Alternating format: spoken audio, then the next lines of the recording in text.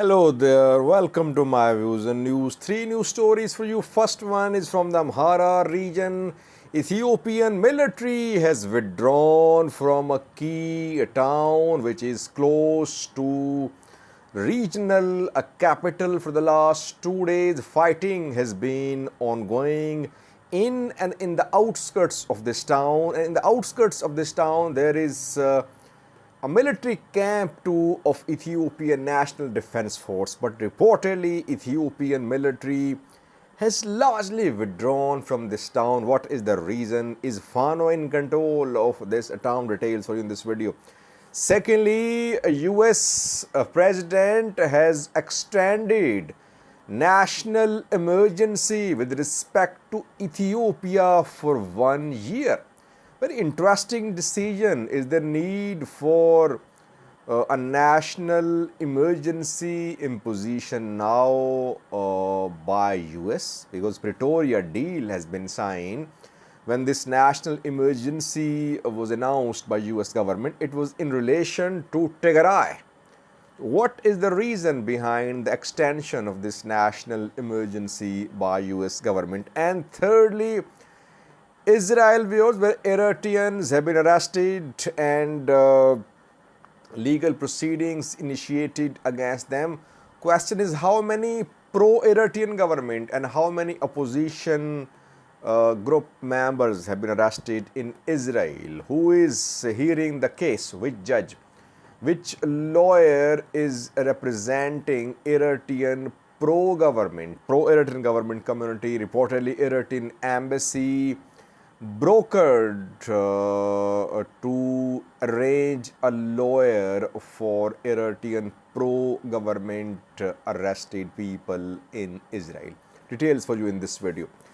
Firstly, viewers, Amhara region of Ethiopia, where the regional president Arega Kabbede says that there is no large-scale fighting in Amhara region, only occasional guerrilla war in some areas.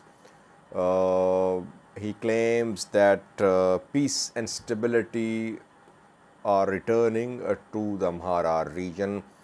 But close to Bahirdar, just 30-40 kilometers away from Bahirdar, there was intense fighting yesterday and day before yesterday. It was a guerrilla war. It was a head-on collision between Fano fighters and Ethiopian military.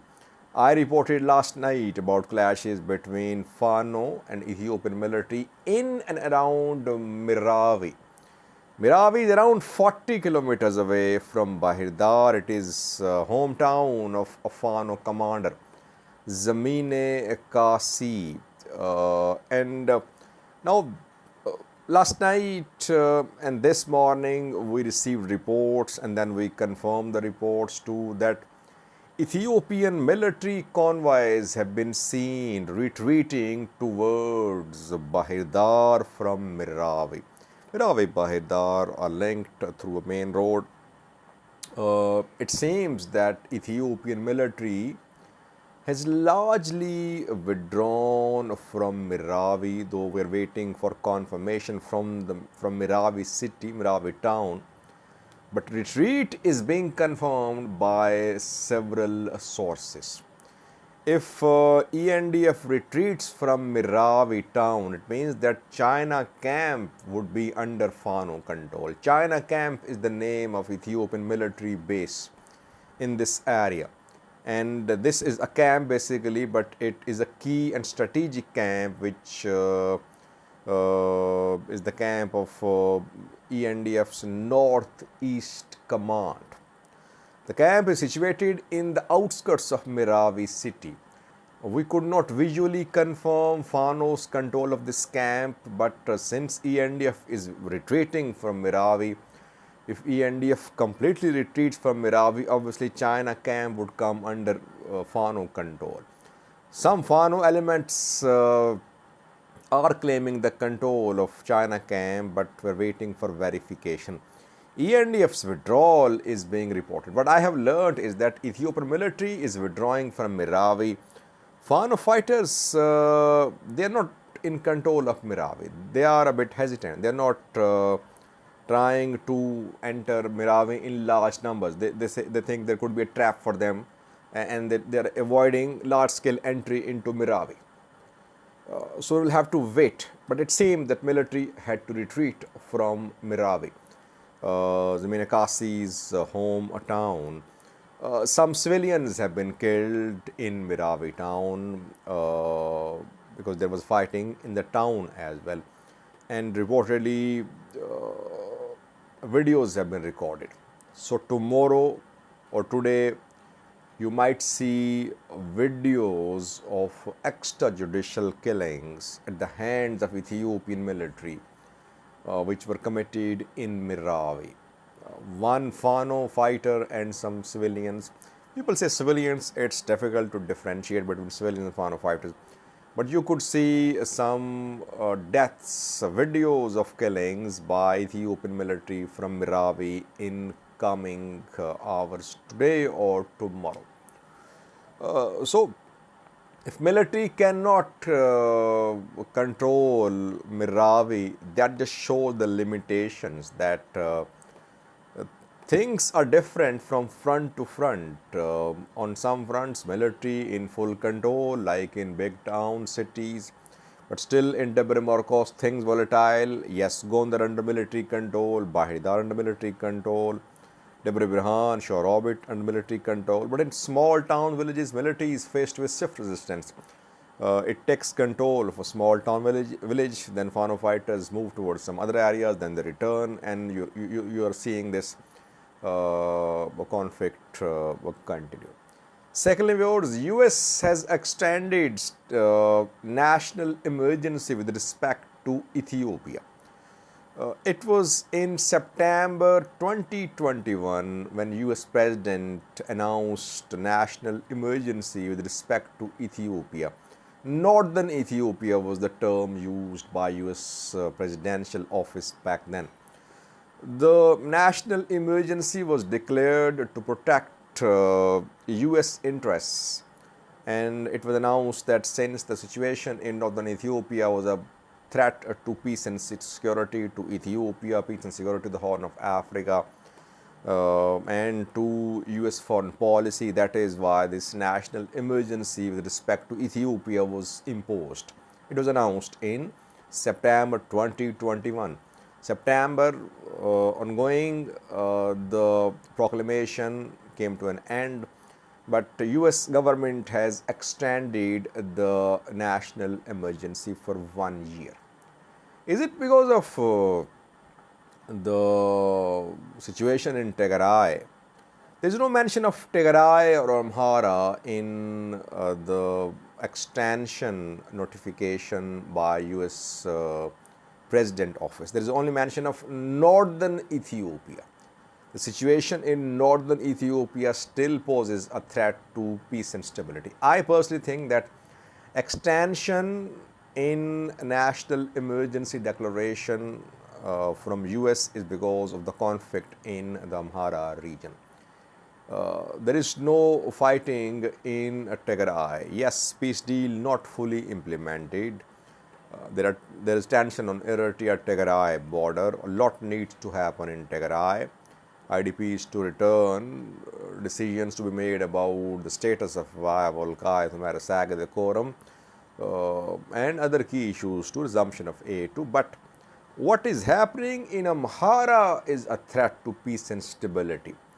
Though Ethiopian government does not acknowledge the gravity of the situation, military and government, they are trying to say that things under control in Amhara and Fano fighters are being crushed. But for an outsider, neutral observer, it's clear that if the conflict in Amhara goes on, it could be a threat to peace and stability in entire Ethiopia.